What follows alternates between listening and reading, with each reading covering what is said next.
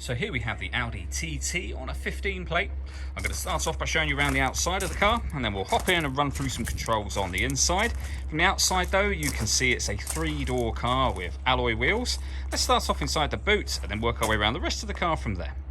As we approach the back of the car, you can see that we've got plenty of boot space along with that 50-50 split folding rear seat should you wish to increase this space even further. Okay, so we're just going to work our way back around to the front of the car, and then we'll hop in and run through some controls on the inside. Now that we've done a full circle of it, you can see it's in excellent condition the whole way round. Just briefly before we climb in, I think it's well worth seeing the interior from this exterior point of view. There's plenty to run through on the dashboard, so let's hop in and we'll do that now.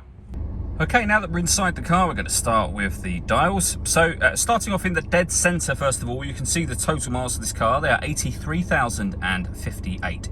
We have the rev counter to the left of that, and the speedometer to the right. At the moment we have some trip computer information displayed in the middle, but this is where you access all of your stereo information, essentially. This is your stereo screen as well as your dial. So you can see there, you can access the radio, and we have DAB, FM radio available there. You also access your satellite navigation on here as well. And as you can see for yourself, it's a lovely clear colour display. A really nice, easy system to use as well. We back out to the steering wheel. The buttons that you use to control everything up here are just there. Over on the right hand side, we have the volume for your music just here. We have phone controls as well. The phone controls will only be able to be used once you pair the phone up to the car, of course. Over in the center, we then have, first of all, the air conditioning. So you can adjust the fan speed, the temperature, and the direction the air is distributed in. The air conditioning is on at the minute, so that's off, back on again.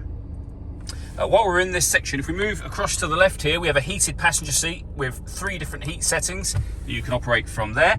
And to the right hand side of the driver position just here, you have the same thing. And again, 3 different settings there. Working our way down from the air conditioning, we're able to change the drive select of the car, so you can put the car in a sportier setup. We can turn off the stop and start. This car is designed to cut out when it's stationary in traffic to save you fuel. That system is off when that light shows. We can turn off the traction control, the hazard warning lights. We can open and close the rear spoiler as well. Within this section, we have a USB and auxiliary input that you can connect up. We have the 6-speed manual gearbox. This button here will start and stop the engine for the car. And then lastly, we have these controls here. So these are stereo controls. So this wheel will take you through various options on the screen. It will zoom in and out of the satellite navigation. For example, you can see I'm rotating the wheel in and back out again. You can also access directly from here satellite navigation, your telephone menu, your radio menu, or media, in order that you can listen to your own music. And you'll see when we're on those menus, it's changed up on here as well now.